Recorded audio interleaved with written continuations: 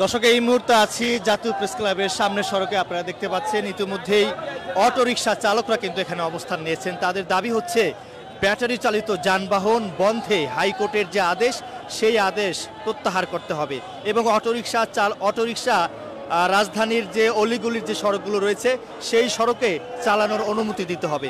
সেই দাবিতে, অর্থাৎ অটোরিকশা বন্ধের প্রতিবাদে এবং অটোরিকশা চালানোর অনুমতি দিতে হবে।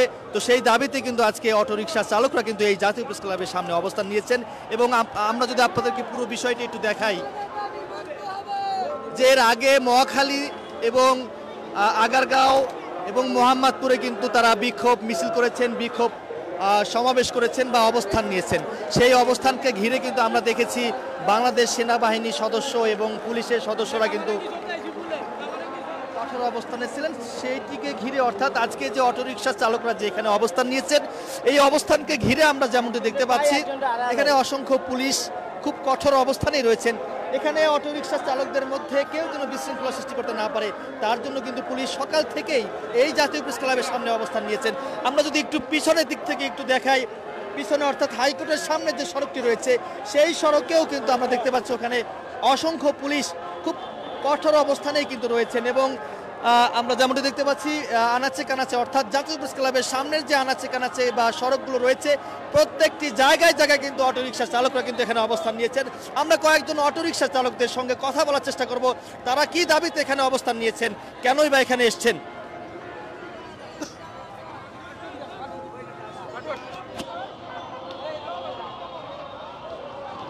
যেমনটি দেখতে পাচ্ছি পুলিশ রয়েছে এই সড়কের মাঝখানে কিন্তু অটোরিকশা চালকরা রয়েছেন।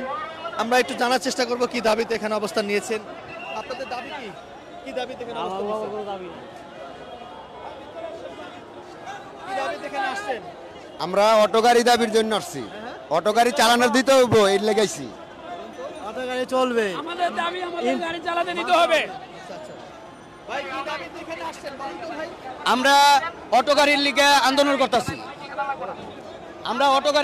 করতেছি, এবং অটো গাড়ি যদি এই মুহূর্তে বন্ধ করে দেয় তাহলে আমরা কেমনে বাঁচব?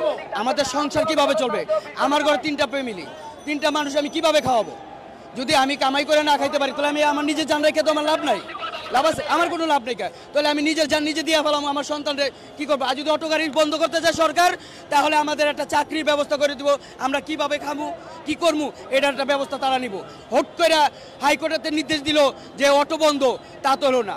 আগে ইম্পোর্ট করেন, ইম্পোর্টের যে জায়গায় তৈরি হইতেছে সেই জায়গায় আপনি হাত দেন, সেই জায়গায় হাত না দিয়ে আপনি গোড়া কাটবেন, আগা থুয়ে দিবেন, আবার আগা কাটতে গোড়া থুয়ে দিবেন, তা তো হইব না। তাহলে আমাদের এইটা হতো, আমার এই 10 ভাই আছে। আগে দেখেন, একটা জিনিস শুনেন, যেরকম আগে ছিনতাই ডাকাতি জায়গায় জায়গায় হয়েছে, লুটপাট হয়েছে, এখন অটো গাড়ি বাইরে সেটা কিন্তু হইতেছে না, হইতেছে না। অনেক ছিনতাই বন্ধ হয়েছে, ডাকাতি বন্ধ হয়েছে। অটো গাড়ি চালাইয়া আমরা নিজেরা পেট বাঁচাই, আমার বাচ্চা বাঁচে, আমার স্ত্রী বাঁচে, আমার মা বাঁচে, আমার বাপ বাঁচে, আমার উপরেই তো। এখন যদি আমার ফ্যামিলি মরে যায় তাহলে আমার জান রেখে লাভ নেই, কোনো লাভ নাই। আমরা চাই সরকারের কাছে একটাই আবেদন চাই যে আমাদের একটা নিয়ন্ত্রণে দেখ, আমরা এই এরিয়া ভাগ করে দেখ, আমরা ওই এরিয়া চালাবো। আমরা হাই রোডে উঠুম না, এটাও আমরা সরকারের কাছে চাই। বিপি রোডে আমরা উঠুম না, এটাই আমাদের। দর্শক, যেমনটি দেখতে পাচ্ছেন অটোরিকশা চালকদের এই অবস্থান ঘিরে পুলিশ খুব কঠোর অবস্থানে রয়েছেন। হাইকোর্টের সামনে যে সড়ক বা জাতীয় প্রেস ক্লাবের শেষ মাথায় অর্থাৎ পশ্চিম পাশে এই সড়কে কিন্তু আমরা দেখতে পাচ্ছি পুলিশ কঠোর অবস্থানে রয়েছেন। এর পাশাপাশি আমরা আরও কয়েকজনের সঙ্গে কথা বলবো, তারা কি দাবিতে এখানে অবস্থান নিয়েছেন। কি আপনাদের দাবি কি? এখানে কি দাবিতে এখানে আসছেন? আমার পরিচয়, আমি রিক্সার মালিক। আমিও রিক্সার মালিক। দাবিটা বলেন। আমাদের দাবি, মনে করেন যে এই অটো রিক্সা চলতে দিব না, ঠিক আছে? তারপরে মনে করেন আমাদের দাবি, মনে করেন যে অটো রিক্সা চলছে। ভাই ডাক্তার ইউনূসের কাছে আমরা দাবি জানাই, হাইকোর্টের রায়টা বাদ করুক, আঙ্গ একটা ব্যবস্থা করুক, যে আমরা গরিব মানুষ, আমরা রিক্সা কিস্তিতে লইয়া আমরা এই কিস্তি শোধ করতে পারতেছি না, 5 দিন ধরে গাড়ি চালাইতে পারতেছি না। আর আঙ্গ একটা ব্যবস্থা করে দেখ, আঙ্গরে যেমনি হারা কয়া দিব আমরা এমনি চালাম, লাগলে আমরা মেন সড়ক উঠুম না।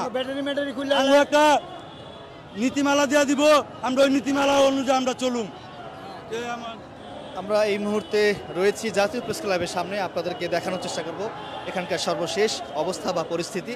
আমরা যেমনটি দেখতে পাচ্ছি ঠিক জাতীয় প্রেস ক্লাবের সামনে যে মেইন গেট রয়েছে সেই মেইন গেটের সামনেই কিন্তু হাজার হাজার বা হাজারো অটোরিকশা চালকরা কিন্তু এখানে অবস্থান নিয়েছেন। তাদের দাবি হচ্ছে ব্যাটারি চালিত যে যানবাহন বন্ধে হাইকোর্ট যে নির্দেশ দিয়েছে সেই হাইকোর্টের যে আদেশ সেটি প্রত্যাহার করতে হবে এবং অটোরিকশা চালক বা অটোরিকশা মেইন সড়ক ছাড়া যে এলাকার যে অলিগুলি রাস্তাগুলো রয়েছে সেই রাস্তায় বা সড়কে অটোরিকশা চালানোর অনুমতি দিতে হবে এবং সেই অনুমতির জন্য বা সেটিকে ঘিরে কিন্তু অটোরিকশা চালকরা এই জাতীয় প্রেস ক্লাবের সামনে অবস্থান নিয়েছেন, বিক্ষোভ করছেন। পুরো সড়ক কিন্তু তারা আটকে দিয়েছেন। এটিকে ঘিরে কিন্তু রাজধানী অর্থাৎ পল্টন গুলিস্তান এলাকায় তীব্র থেকে তীব্র যানজটের সৃষ্টি হয়েছে। হাইকোর্টের রায় মানি না, মানব না, এই নামে কিন্তু তারা স্লোগান দিচ্ছেন।